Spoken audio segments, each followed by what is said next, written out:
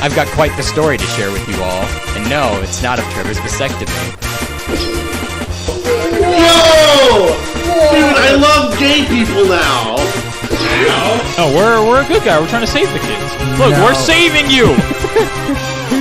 Saving! Okay, so I was born in... currently live in Mount...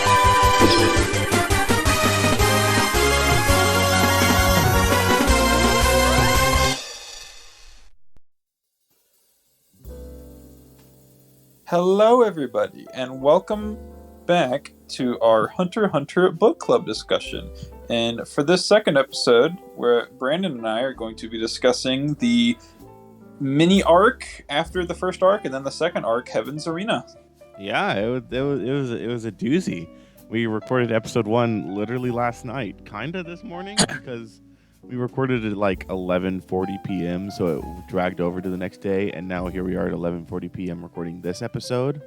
So yeah. I have read the entirety of it in one day, and I guarantee you I'm going to forget some details because I read it while I was at work. Yeah, it's all right though. I mean, we're gonna cover the basics. We're gonna get the basics. This was a bit of a big arc, you could say. Yeah. So to continue from the last point, Killua just murdered a man and went back home. And so, yeah, the main characters have to go to Killua's house, to the Zoldyck Manor, and try to get him back. So, overall thoughts on that arc? It was interesting. I mean, I enjoyed it enough. 5 chapters, how can you really do much with 5 chapters? But it was solid enough from, like, the tourist thing going there and all that. And, it was just odd, right? Because like it was set up as this whole mystery, like why did Killua, or, however you want to pronounce that, Killua. Why did he kill the man? Like what happened there? And now he's suddenly called back to his house, and then they go to rescue him, and then the workers for him are like evil but not evil. His mom is evil. His dad isn't evil and just lets him go after fake torturing him. And then it's just on to the next arc. So I will admit I did not have the most positive impression of this arc. Mainly because it was just very confusing. And to say it wasn't what I thought it was going to be, but from what they set up to what they ended up establishing was just odd, because I thought his family was going to be like these, like, obviously they are assassins, but I thought they were going to be like these, it was the dad that confused me, because the dad seemed like a good person. So and just let him go after that? Let's take it step by step. First, I was going to say, you're objectively wrong in saying what you said about what happened with... This is the only arc in Hunter x Hunter to contain the Leorio stare, so it's objectively really good. True, that is true though. Secondly, yeah, so let's take it a little step by step, I guess. And what I want to add on that is, it's a really short arc, and I think it does a decent job showing where each of the characters' motivations lie. For the Zoldyck Manor, it's a big introduction arc, and it doesn't really dwell on it that long, so yeah, it feels kind of rushed, but at least for the main Zoldyck family members, and not what's the girl's name that like blocks Gon from going inside? The black chick with the Leorio stare, or the chick in the kimono with the mom? The first one. The one with I can't remember her name. Her and Goto, those are like the servants. But what I mean is, for the main Zoldyck family members, you get to see where a lot of their quote unquote, I guess, alignments lie. Like what do they really feel? His fat brother is just a dick. He doesn't like Killua. The mom isn't really too big on him. I forget. I think her name is Kaluto. The one. It sounds right. I can't really remember. Yeah, Kaluto just as sort of neutral. And then I think the big twist is you expect to meet Killua's dad and just be like, oh man, it's this big relenting mean assassins guy. But no, he's just I'm probably gonna be flamed by people who remember this more. It's sort of just a pull the rug where he turns out to just be a decent fellow who just lets his son go. I think he says something afterward, like he'll get him back later or convince him later. Yeah, he does. Because right now, I think he's planning ahead. Like he's just letting him go because it'd be easier to get him back later than it would be to just make a fuss about it now. And then I don't remember what happens with Idami. Like, is he there? Who? His older brother from the first. Oh, Cactus Jack. Yeah, no, Cactus Jack wasn't there. Cactus Jack. Yeah, that's what I think it does. It just establishes these characters for later, and it gives the viewer an understanding of sort of how they're going to impact the future of the story. I will agree, though, it is a bit jarring that he goes there and then his dad lets him go. Yeah, I was a bit confused by that. And also, I read this like late last night, and I was a little bit tired. Yeah, and again, Hunter x Hunter from like 3 years ago. I'll have to, maybe in the next episode, I'll rewatch some of these scenes and just I'll look up as to why, I can piece it together better. But I think for now, it shows that Silva's not such an awful head of the household. Yeah, which yeah. I think. Oh, then you also got to meet Zeno, the grandfather. Did you see what was written on his clothes? Once you tell me, I'll probably remember, but not off the top of my head. I'm pretty sure it's either now or later on his clothing. It's like kanji or English or whatever. It translates to 1 kill a day. Huh. Yeah, so that's pretty interesting for his character. And then the rest of it is just Gon, Leorio, and Karapika meeting the various quirky people guarding the house. Like, who could forget Mike? Mike? Oh, is that the dog? Yeah. I hope that's its name. Who could forget Mike? Who could forget Mike? Us, Mike obviously.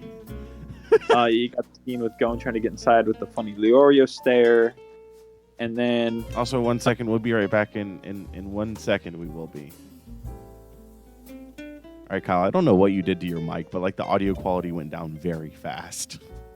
Is it okay now? It's better now, yeah. Okay, weird. Did you like put your phone in something or something? No, I'm just holding it. I'll just set it like, okay, is this good? Yeah, that's good. It was weird. It sounded like you like put your phone in something. I did not. I don't know what happened to it. So okay, cool. I'll count us back in, and I'll just welcome us back. Okay. And we're back. I don't know. It was weird. You guys probably heard it with Kyle's mic, but it should be fixed now. We don't know what happened, but it should be better now. Be okay. And all then right. So we were talking. Yeah, you meet some various side characters. It was okay. It's a lot of setup. I think the setup will pay off well later, just from what I remember. And I think one of the more standout scenes was getting to meet Goto, the butler, with the coin gamble scene. Oh yeah, no, that was super cool. Yeah, that was neat little moment. I wish I had more to say about it, but the most I can say is you see that most of Kilo's family are just assassins. You get to see some of their personality, and then Silva has a talk with him, and I think I'd like to say, oh God, I hope I'm not misremembering this and not misinterpreting. I'd like to say that he genuinely cares about Killua and just. It's the impression I got. Yeah, when I was reading it. It's a good impression. It's a good twist because you'd expect the head of the assassin household to be like this very strict, overbearing type of father. It's like, no, you have to do what we want. But then seeing like Killua, here's the thing: Killua ran away originally, so if he pulls back the leash too tightly, it's just going to make Killua grow more distant. So I think his idea is he lets him go, he respects his family more, and then they're going to take a later approach to getting Killua back on track with what they want. So that's at least the interpretation I remember, because it makes more sense. Like if they just pulled him back in now, he would just grow too distant, wouldn't listen to them, because he's resistant enough to their torture now. Like he literally falls asleep when his brother's torturing him. Yeah. Based. So, yeah, they get them and they go. I wish I had more to say on it. And then they're talking. So what's happening in York New City in 6 months? Oh yeah, so this is cutting. Why were they meeting up there in 6 months? Do you mean the protagonist or the spiders? The protagonist. We'll get to the spiders. I think it was just the reunion of everyone as friends. Like Gon, Killua, Leorio, Kurapika are going to meet there. But then, why did they split? Oh yeah, because they each had different things they wanted to do. Yeah, and Leorio wanted to do the exam thing. Can't remember what Kurapika wanted to do. Kurapika wanted to go take on some jobs to go hunt the spiders, but then, as shown later, he tries to do it, is deemed that he's too weak, and then he starts training with Nen. Yeah. Yeah. And then Gon and Killua are Killua. I still oh my gosh. So Kyle's dog's name is Kalua. And so whenever I say Killua, I want to say it like Killua. But I mean, I don't know. I'm saying his name. I'm just pronouncing it oddly. Yeah, that's fine. It's whatever. I'm not calling him Kyle's dog. I am saying Killua. It's not Killua. It's the difference of emphasis there. Emphasis. Right. I'm putting the emphasis on the wrong syllable. It's all right. And then, Kurapika goes off to try to hunt the spiders. Leorio, I think, goes to take an exam. And then Gon and Killua are, their plan is they want to make some money. And in a move that I really like, they have a kind of tournament arc. I guess you can call it a tournament, or like a fight club. It's just a fight club. It's fight. That's a better way to say it than tournament. Because I was like, it's not really a tournament arc. Whenever I was reading it, I was like, what exactly is this? I really liked it. This entire arc, I really enjoyed. When they go to Heaven's Arena. And it really upped Killua. I don't know. I'm just going to say it as I say it. It really helped Killua and Gon. Don't worry about how you say it. Be more based. Yeah, and the idea for Heaven's Arena is pretty neat, where the more you fight, the higher up you go, the more money you make, and I think you have more loose deadlines for how much you have to fight, and if you lose a certain amount, you're removed. Yeah, basically. But of course, Gon and Killua never really have an issue with that. And except for kind of later. Well, but until they get to floor 200. Now, this sort of continues what we were talking about yesterday, where after the exam, they told them, the first half of the exam is basically over. You still have another part to it, which is them learning Nen. And now, what I want to cut in with is, and you'll see this later, a lot of people, or some people, I'm not going to make a big generalization, some will refer to Nen as, quote-unquote, one of the best, if not the best, power systems in Shonen. And he really just said some people when referring to himself. No, I know. I don't think it's the best. I think it's one of. I'm not. Yeah, but I was gonna say, you think it's one of. Yeah, I think I'm it's not saying one that's a bad thing. I'm just saying it's just like me saying some people say Roxanne Wolf is attractive. Come on. No, but the difference being, I've seen a lot more comments with it online where people are, as I would describe it, they circle jerk the Nen power system is it's really good. And you know what they do in echo chambers, Brandon? What do they do in echo chambers, Kyle? What's an echo chamber? It's our book club where we share our opinion. Book club. Yeah, but some people will say Nen's one of the best ones, and I know we're going to talk a little bit more about how they learn it later, but for Nen, as of now, there are a lot of rules to it. But I think because of all these rules that they're adding, ironically enough, it allows for a lot more freedom with it. Nen is it might sound complicated on the surface, but whenever you get used to it and learn the rules yourself, it's a very freeing power system. It makes for a lot of interesting fights because it does what I like in a lot of shows. It mixes creative powers with really good physical action choreography. It's a deep system without being restrictive. That's a good way to summarize it. It has a lot of rules, but the rules make it deep, not specific. Yeah, and it's not like stands where it's like there's a ghost. They have one ability sometimes, and stand users are attracted to each other. Them's the Like rules. that. Don't break them. Roots works. It's not like loose rules with loose powers. It's a lot of rules that deepen the power system. Yeah, and so I was reading this, and then obviously you have I mean, is it Zushi? Is that his name? Zushi. Zushi. Yeah, they meet Zushi. They each go up to the 50th floor, and Killua and Zushi fight. And then we almost see him use Ren, which we also meet Wing. Is that his name? Is that's how they translate? Is it Wing? What's his name? It's Wing. It's Wing. Okay, I'm reading a fan translation, and it's the only on the website I'm using. It's the only version uploaded, so like I can't switch to another translator, and That's they fine. translate some things very oddly, and so I always have to double check my names. And His so name is with Kyle, I texted him. I said, okay, they just mentioned something called Ren. Is that Nin but weird? Yeah, no. Ren is a part of Nen. And he was like, it's a part of Nin. He's like, you'll understand. I was like, okay. I read the next chapter and I understood. I was like, okay. Yeah, and so what happens is, he meets Zushi. Zushi uses Nen, and Killua gets freaked out because whenever Ilumi flexes his power, That's Cactus Jack, right? Cactus Jack, yes. Just refer to him as Ilumi. His name is Cactus Jack, bro. Because whenever Ilumi, I guess, asserts dominance on Killua, he used Nen in the past, and so it's a very similar feeling that freaks Killua out. He knocks out or he hits Zushi, sort of, kind of knocks him out, but not really. He gets up, and then they meet Zushi's master Wing, who teaches them the properties of Nen. Well, not at first. He teaches to them fake. Yeah, he lies to them. But what you call it? Well, he doesn't teach them anything until they reach the 200th floor. And they get up there, and they're like, uh-oh, this is scary. There's the Clussy man. They're blocked by the Clussy wall. Yeah, but the wall of Clussy. That's so true. To break down the bit, you could say that Clussy guy breasted on them.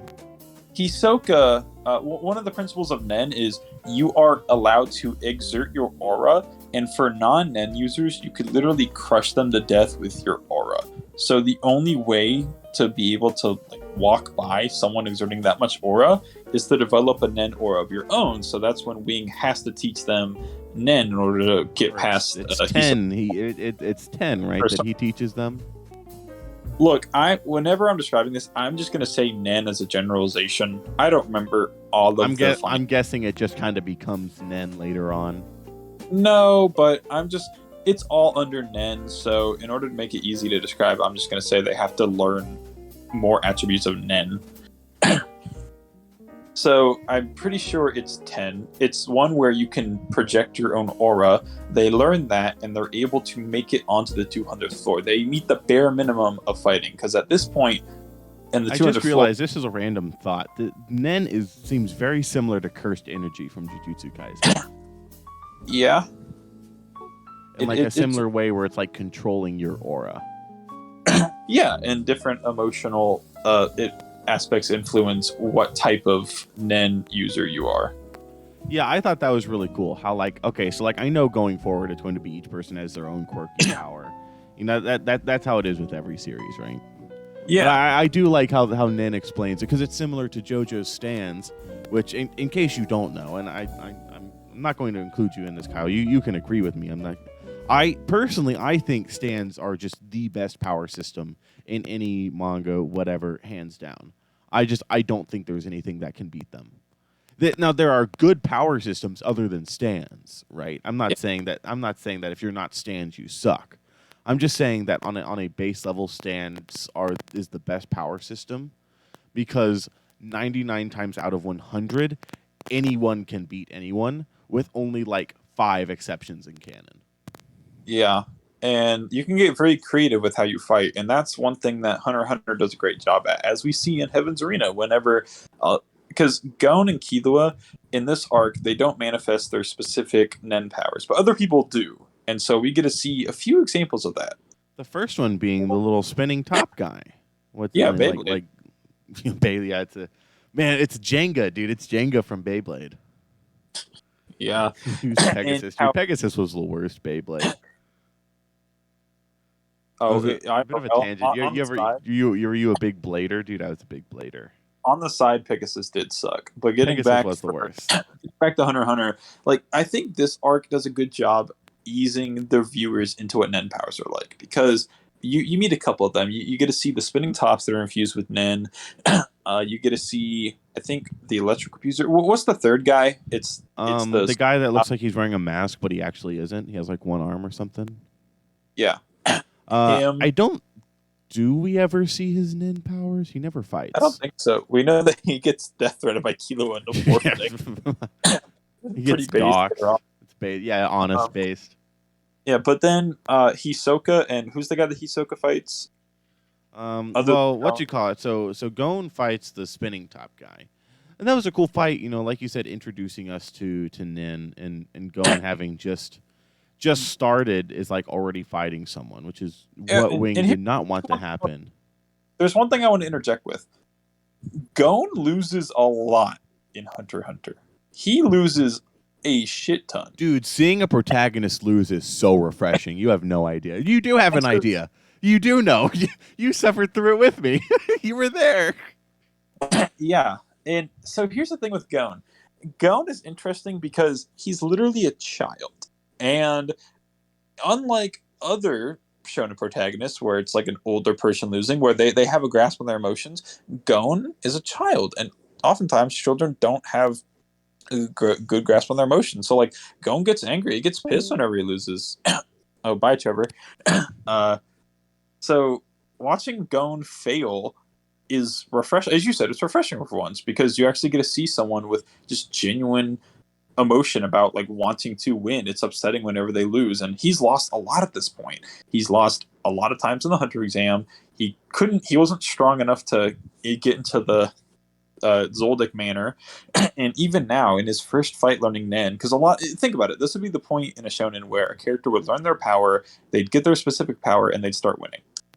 Gon learns Nen and just flat out loses and has to stay like bedridden for 2 months because of how many injuries he has from his first fight with Nen. Yeah, I can appreciate how it seems like it's going to be like a progression, right?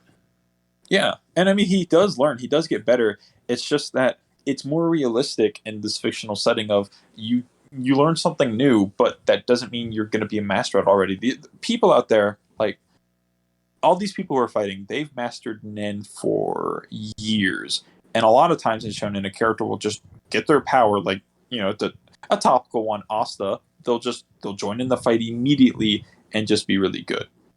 And so it's refreshing to see someone like Gon hop in and not follow that same path. Yeah, even where, you know, he's passed the Hunter exam, so he's already insanely good, right? Yeah, but he's good. But like There's he needs Nen. It does what other shonen want to do, but really well, where it establishes that there's always a higher bar, and Gon isn't just effortlessly leaping level past level. He's struggling to get to the next point. Yeah, and there's realistic like time frames there. Yeah, like where like he gets beat up in his first fight, and it takes him a month to recover, which is still insanely fast. But then the Wing was like, he's like, you can't train your Nen for 2 months. Yeah, he's like you can train your 10, but nothing else. Yeah, and here's another thing I want to bring up. Like, this cuts a little bit into what happens later, but like at some point, eventually, Gon gets good enough to where he can fight Guido, that's his name, I believe, and win. The guy gave him so much trouble, he beats, and then it's relatively effortlessly, at least to the point where like he knows how to fight him at this point. Yeah, but then after that, boom, the next bar, Hisoka. Like, as soon as he clears one bar, another impassable bar is put right in front of Gon's path. Mm-hmm. Or near impassable. Yeah. But while we're talking about Hisoka, he had that fight against the tiger guy. Mm-hmm. And that was cool. So something I've realized is not dogging on the Hunter. I'm not like, oh, Hunter x Hunter is the worst manga ever. From what I have seen, the fights in the manga are not as engaging as the fights in other manga that I have read. And I have seen clips of fights from the anime, and they seem much better. Dude, all I'm going to say is the fight between... So someone's already going to comment something like, Dude, this guy just figured out animation makes moving better. But I know what you mean. I'll agree where you can have really good manga fights, but I can't comment personally on Hunter x Hunter's manga. So but I will say the anime is phenomenal. What's the guy? I mean, it was a cool fight. Brandon, what's the tiger guy's name? I can't remember. I'm awful with names.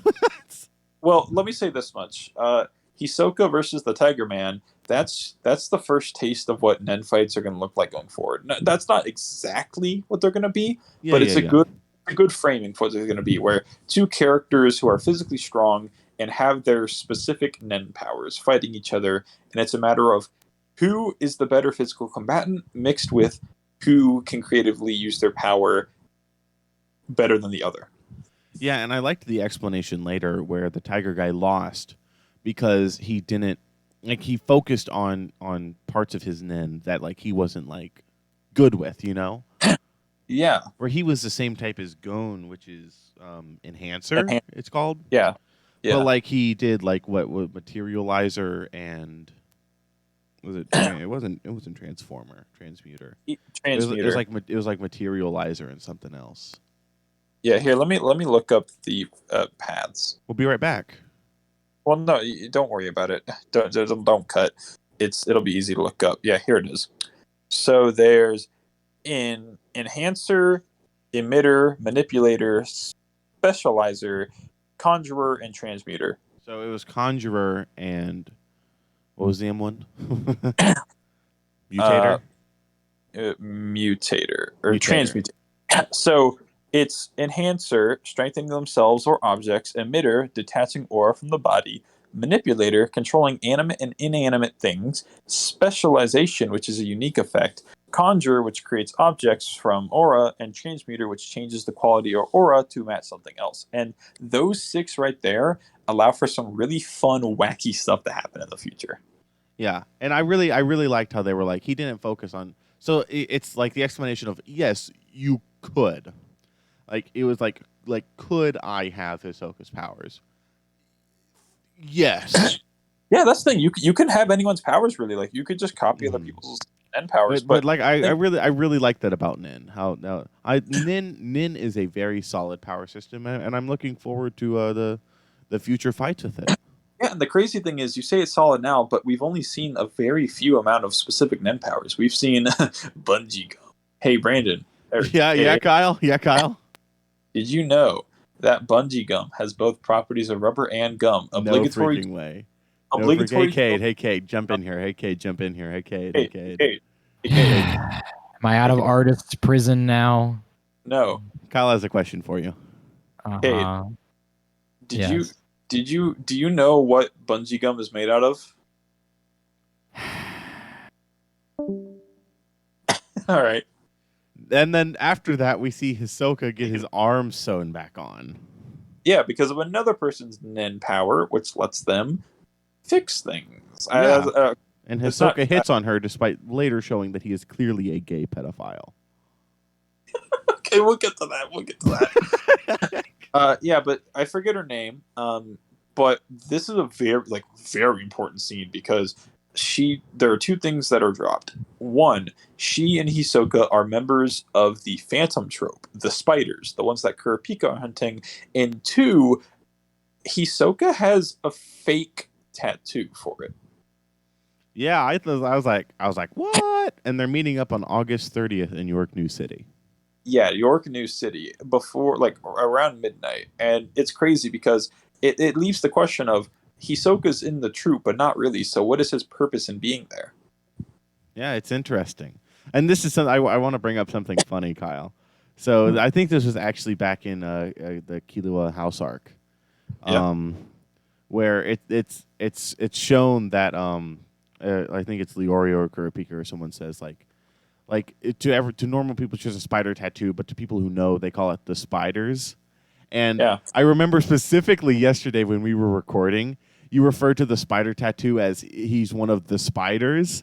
And I was like, one of the spiders. I was like, why? I was like, I remember you referring to it as that, and I was like, I thought it was just a mark that they had. But you specifically referred to it as the The dude who had the fake tattoo and the spire Yeah. thing in the test. Yeah. You referred I to said him as a fake one of the spiders. And I was like, that's an odd way. And then that's an odd way to refer to it as. And then Leorio said, people in the know call it the spiders. And I was like, oh, okay. It's like, there you go. that didn't spoil it, I hope. No, so. it didn't spoil it. I just thought it was funny since it was like, yeah, people in the know, like Kyle, do in fact call it the spiders. Yeah. That's what they call it. And but because I know we've been talking about a lot of other characters, to sort of get back into Gon and Killua, they do a lot of training. They have the scenes at the house where, like, one of the moments I like in the anime is where Wing's like, Killua, I'm going to flex the aura with an intent to kill, and he's like, you're not gonna do it. Then he does, and Killua just jumps to the ceiling. Did he jump to the ceiling? Oh yeah, he did, didn't he? Like they just had a lot of fun moments. He's like a that. cat. No, he is basically like a cat boy, almost. They in the anime, like, they'll draw him with like cat ears at points or like cat like facial reactions. That makes sense. He seems the type. Pretty funny, quirky stuff. And there's a lot of scenes like that where they're learning Nen. They have the water test where, depending on what happens with the cup, it tells what your Nen power is. With And the I thought that was a cool way to do it. Yeah, it's very unique. Where you have and I will say, so like with the 6 branches, I know Kyle just read them off, but I'm like very confused with it because my translation like had them all different. Okay, so what are you confused on? just with the naming, I can't get the names of the 6 things down. It's fine. Yeah. But I liked it because it's like Gon, he made more water, and it's like, okay, cool, you made more water that's based. And then Zushi made the leaf turn, and he's like, yeah, no, you can do stuff with that. And then Killua, he made the water sweeter, and I was like, sweet. Yeah, just remember, enhancers strengthen themselves or objects, and that's what Gon is. And then Killua, the transmuter, is allowed to change the quality or aura to match something else. Yeah.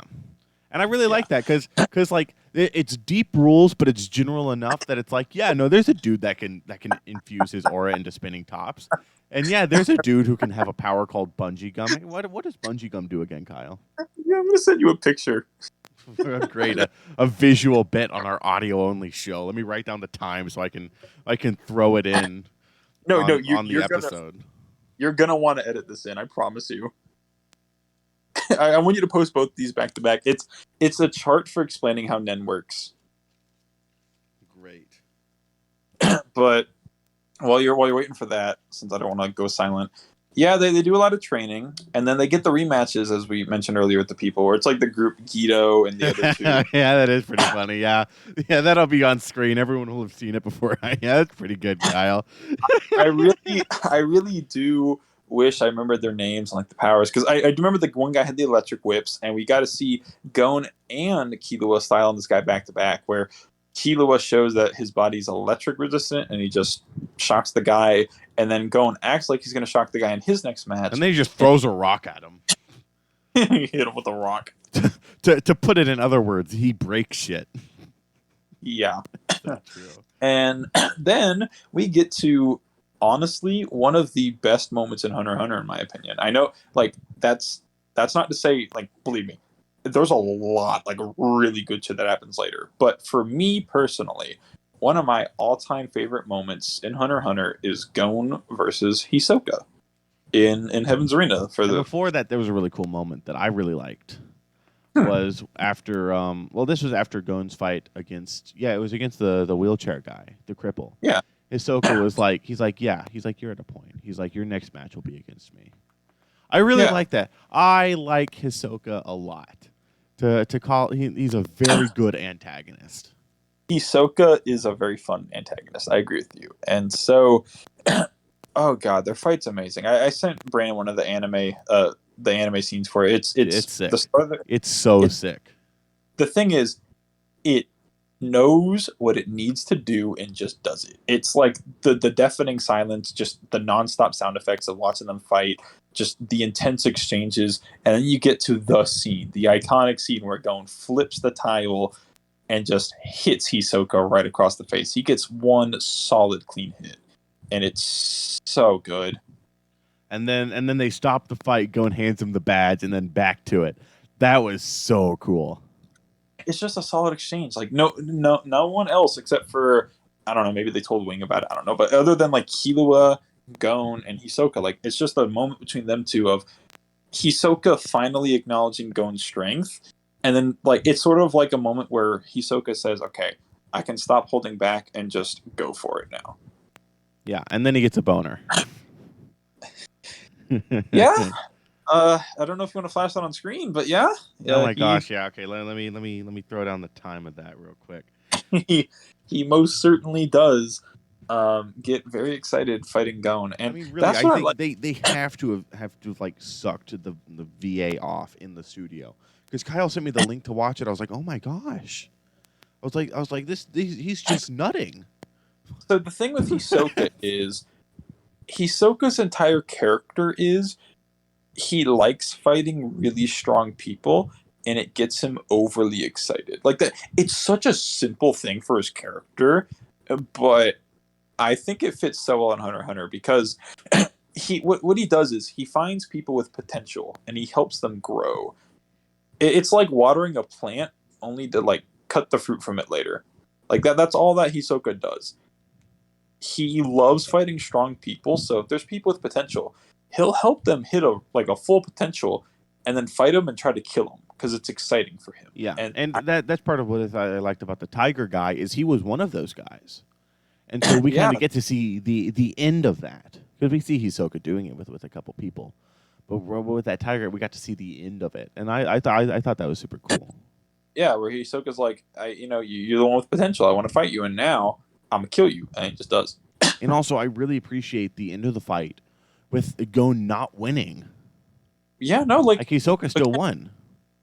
Again, I know we're going to compare it to a lot of the shonen, but it feels like at this point in a lot of shonen, the main character would have just overcome the obstacle and won, and that's rather boring. I'm happy that even though, as I said earlier, Gon, as soon as he overcomes one barrier, another barrier is just put right in front of his path that's really hard to get past, and it keeps on happening.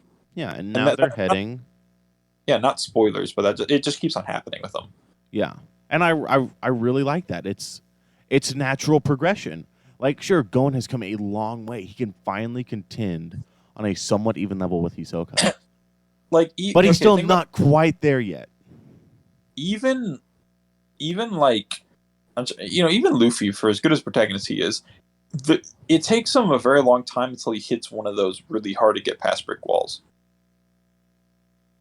Because sometimes he'll lose, come up with this quick solution, and then go fight and then win.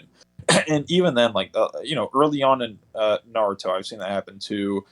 With Dragon Ball, that happens a lot. I'm trying to think of other ones, and especially because like it's the major fight at the end of the arc.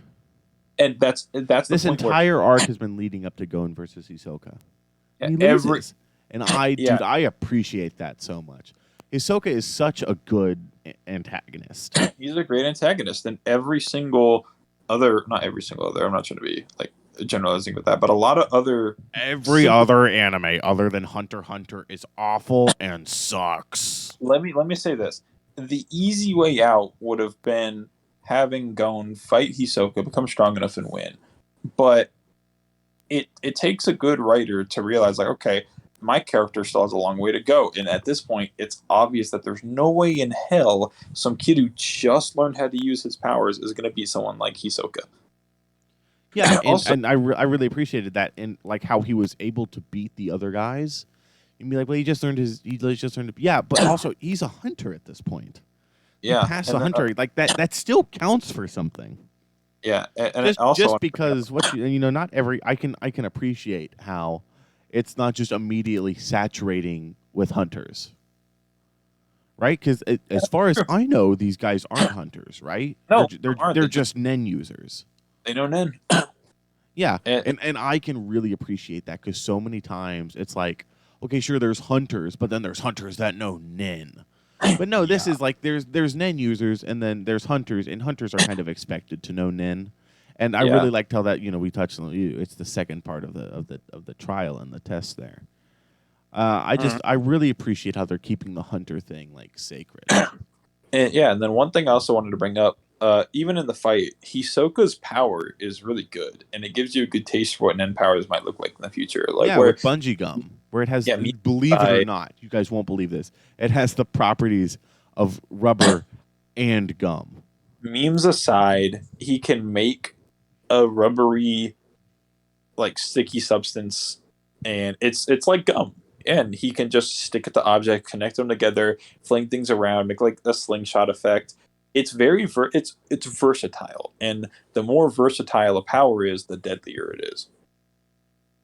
Yeah, no, and like it's simple, but man, like he was fighting Gon, and like getting to see it in action, and not like in like a tricky way, like it was versus the Tiger guy. I was like, yo, I was like, this is so. I was like, that's super good.